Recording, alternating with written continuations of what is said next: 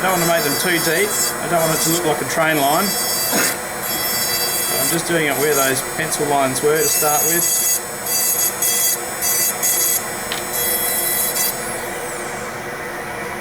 Just use a bit of moisture just so you can see what it's going to look like when it's got the glaze on it, because the glaze makes it shiny. So you can see that I need to enhance it a little bit more.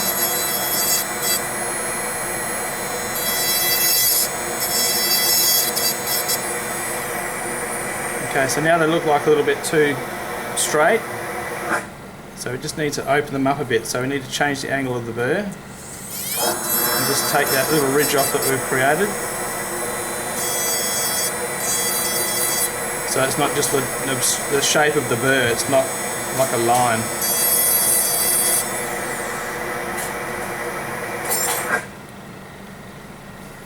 Okay, so I think everyone's got the shape burr.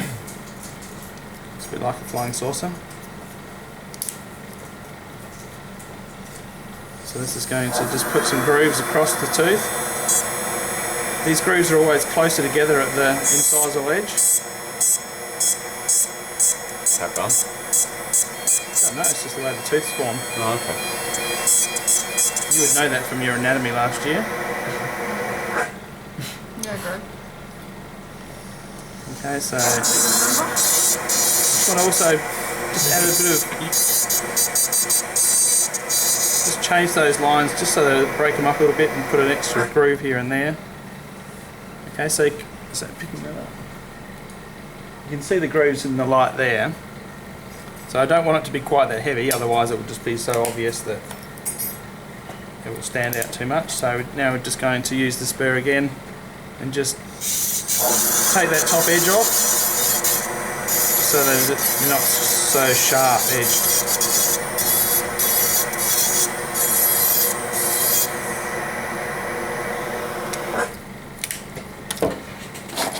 Another thing we can use is a rubber. So we've got this one here, this has got diamond impregnation in it, so it will remove porcelain fairly easily. I'm just going to just lightly go over the top of it, and that just creates a few high shined areas, so it gives us a little bit of difference between reflection and absorption of light.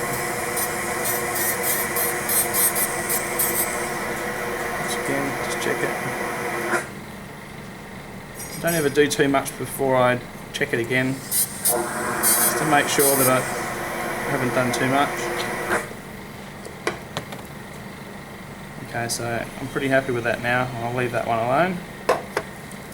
With the posteriors, we can enhance those fosses just a little bit with this shape burr.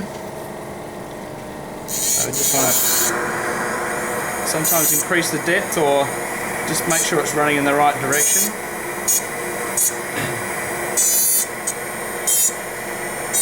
And just emphasise the outer edges of the cusp just to make it look like we've got a little bit more depth. Can you say that again? We're emphasising the area next to the line of the cusp angle, yep. And that just gives it the appearance that it's higher. Oh, okay. Sometimes you can't make it higher because of the bite. Yeah. So this just helps us get a bit more depth. Once again, I'm just going to put a bit of detail on that surface, upper surface. A bit of a neck area. A few grooves. Nothing too fancy. Basically just breaks up the light and gives it different direction back to your eye, so it just doesn't look like a marble or something like that. Now you mentioned that, like, if your margin has been chipped off, yep, that you can fix it. Then is this, you can do that at this stage, or? Yes, you can do a margin repair when you do your glaze. I'll have a look at mine in a minute. And if there's any to be repaired, we'll do that as well.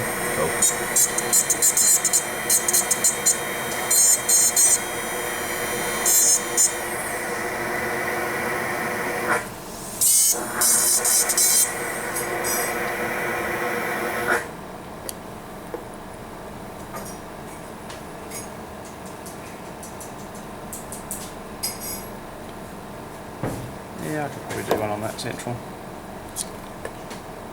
Leave that out. Okay, so now you go and rinse them, wash them under the tap.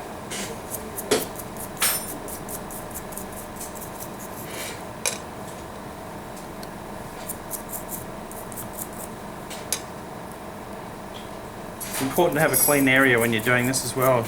No metal grindings or anything like that.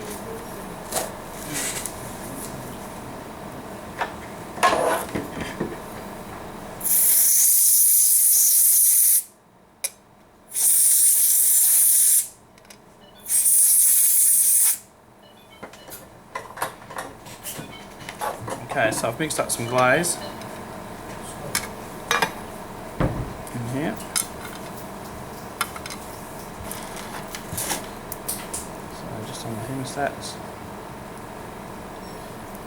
Can someone get me a crown stand while I'm just getting ready here? Need a couple of them, thanks. Okay, so first we need to paint the glaze material on. So that's a mixture of that one and that one, so that's the powder glaze and the liquid. You need to mix it up into a, not a real thin, but it's, you'll see when it goes on, it's not like water, it's got a little bit of thickness to it.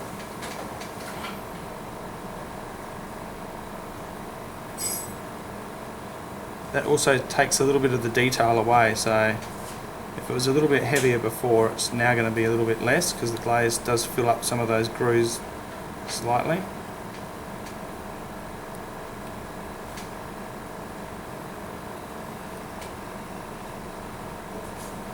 Okay, so now you've got your glaze on there, you've got the opportunity to do a bit of staining if you want to. So if you think that maybe you've checked the shade guide and it's not quite the right colour, we can use some of our, I think it's about 17 or 18 different colours we can use to modify the colour. So we'll just add a little bit more yellow around the neck for this one.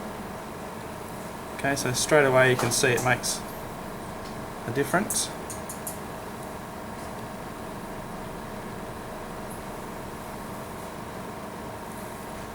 Does that change when it's fired, or is it pretty much? No, it's pretty colour? much what you see is what you get. Alright.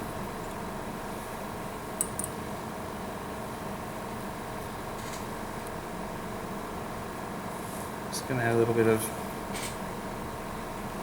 darkness into those grooves.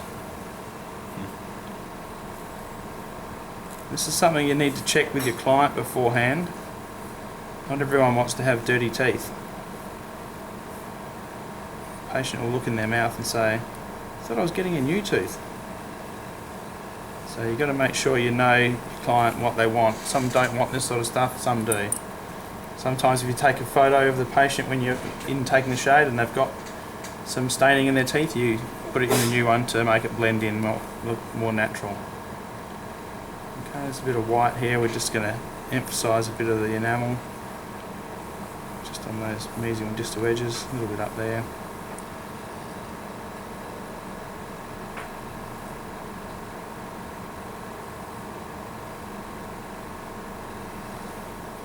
And bluish colour gives the appearance of translucency, so you can just put a bit one side just so we can see the difference when we're finished glazing it.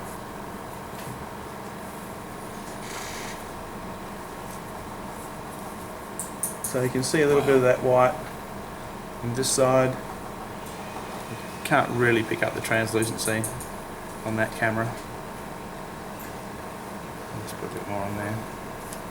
Just put a little bit of translucency on the mesial and distal marginal ridge. And that's probably all I'd do on that one, so you can have a quick look at that.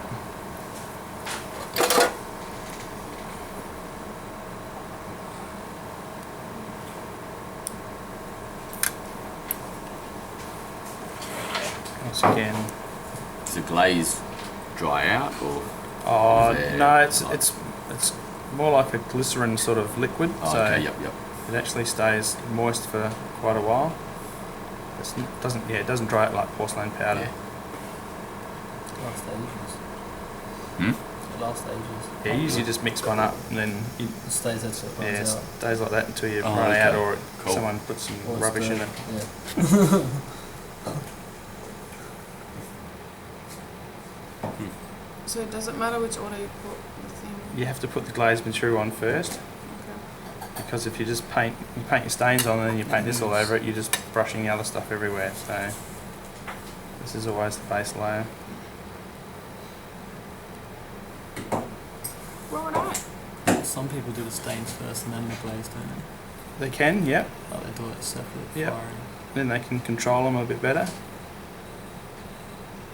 Usually try and build any colours into the crown before when you're building the crown up. So that's what we're going to do with our next crown. We're going to put some colours in when we're actually making it. Yeah. So they're under the surface and they're not painted on the top. Why is that? What?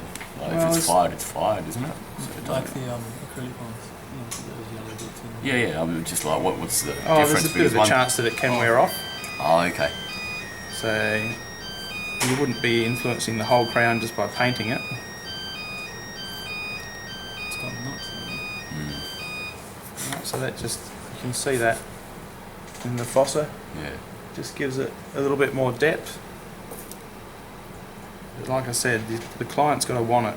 They don't always want that sort of thing. It's got to be matching in.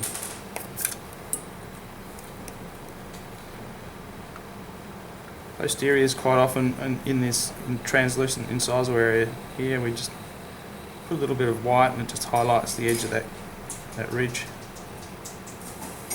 Once again, some people get crazy with this sort of stuff and I think they're an artist and they start painting all sorts of pictures. It's not necessary. You really should have done it with your build-up. It's more just enhancing things. I'm just showing you what's possible.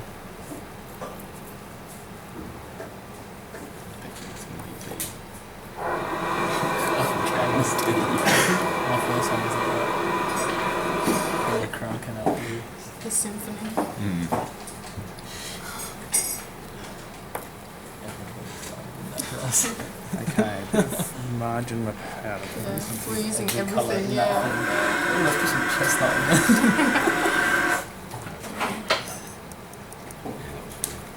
It was so much easier than this time. Symphony. Yeah. Yeah. Yeah. Yeah. You do that. See the colours. Grind it. See later. It's like put a bit on and like hold it there. And then you add a bit and hold it Yeah. there. So you have to do the whole thing at once. It doesn't have to move around. That's great.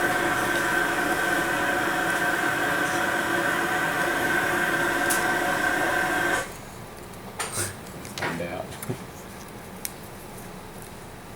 With that margin powder, I'm just going to mix a bit of what they call corrective material. Which is And that just, it's a coloured porcelain. It comes in 1, 2 and 3. The 3 is similar to a dentine colour, 2 is in between and 1 is like an incisal colour. so why? And what it does, it lowers the firing temperature. It fires it a lot lower. So you're mixing it. So you mix it with the margin material, and that gives you the end result is you get a lower fire temperature margin material, because you're going to be doing it under the glaze, not under the margin fire. Oh, okay. And it also will come up with a bit more of a high shine.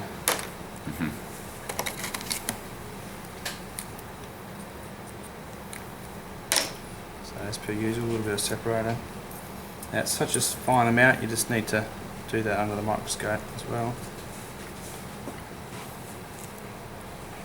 Just going to lay it on there.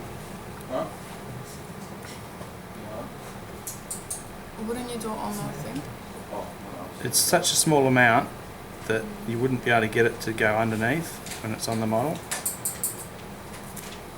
So while it's still soft, it's just going to squeeze it out.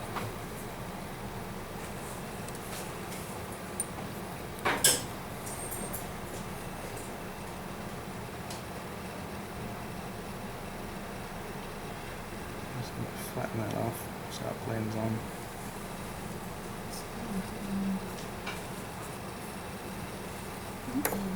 Yeah.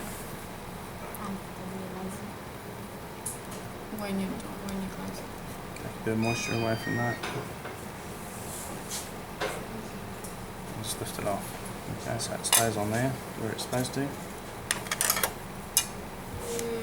Just touch the on ground. Have another crown stand as well, please. That's what you don't want to do. If you do happen to do that, is that should you reglaze it or just? I will look at it under the microscope. You're just giving us multiple examples of what not to do. What not to do. I think we got that last time. I'll just have a look and make sure I haven't got any black spots on. Just one. When you say black spot, what do you? Any bit of dirt always comes up as a black dot. Oh, okay. Well, Just took a bit of the glaze off, so I'll just put a bit of that back on.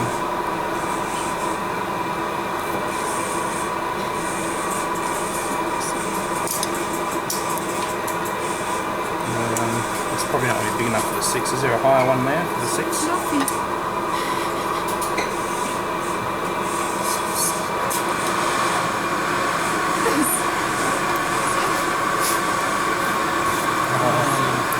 Okay, so when I'm glazing this one, I want to make sure I stay away from that margin material. Yep. Right, I don't want to brush it off, so just very carefully go around next to it.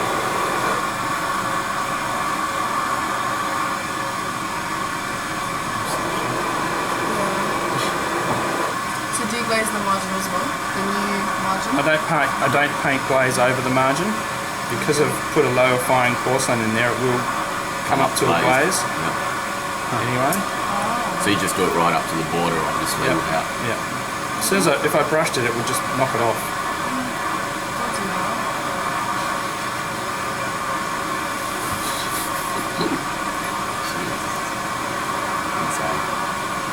So you can see some of the surface texture in Yeah. there.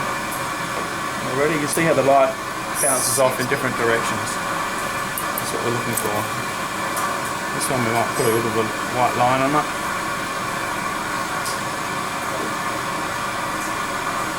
So I hope you don't expect this from us. You don't have to do anything to them if you don't want to.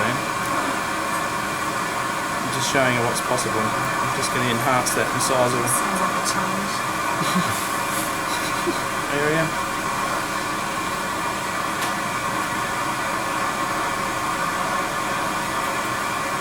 A bit of extra translucency. Because we built this crown up in just base dentine and enamel, there's not a lot of translucency in it anyway, so let's just put a brown line on for fun. Hang on, so built it up with dentine, but doesn't enamel have translucency? It does, but there's not a lot in it. Okay. So what else would you use to give it translucency? Well, that's what we're going to be doing in the next one. We're going to be doing using some translucent powders. Oh, That's crazy. fancy. Hmm? I'm gonna make one too.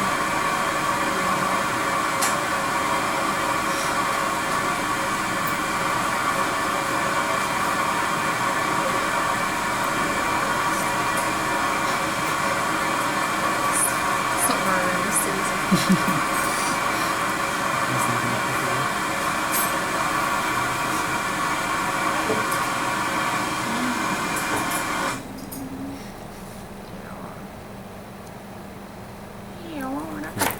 It's fine. Just gonna take it over slightly. Little holes. Yeah. Thank you, Did you put the